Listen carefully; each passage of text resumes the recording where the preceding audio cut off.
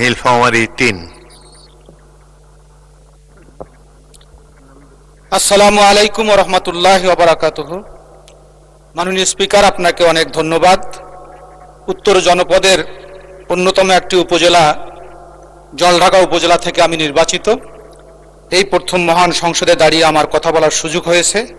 এজন্য আমি আমার নীলফামারী ৩ জলঢাকার সর্বস্তরের জনগণকে শুভেচ্ছা এবং ধন্যবাদ জানাচ্ছি, কৃতজ্ঞতা জানাচ্ছি।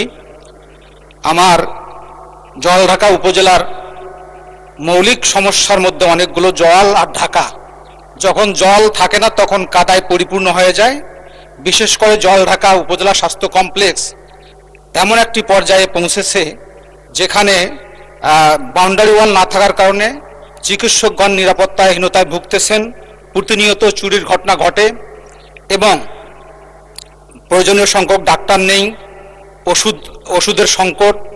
আমার উপজেলাটি এমন একটা পর্যায়ে অবস্থিত যেখানে পার্শ্ববর্তী উপজেলা ডোমার, ডিমলা, কিশোরগঞ্জের লোকজনের যোগাযোগের সুবিধার্থে তারা জলঢাকায় আসেন।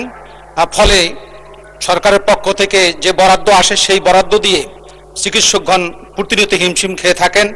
এমতো অবস্থায় মাননীয় স্বাস্থ্যমন্ত্রীর নিকট আমার প্রত্যাশা, আবেদন জলঢাকাবাসীর পক্ষ থেকে অবিলম্বে জলঢাকা উপজেলা স্বাস্থ্য কমপ্লেক্সে প্রয়োজনীয় চিকিৎসক সহ সামগ্রিক সমস্যা সমাধানের জন্য উনি উদ্যোগ গ্রহণ করবেন এবং জলঢাকার মানুষ ওনার প্রতি অনেক কৃতজ্ঞ থাকবেন।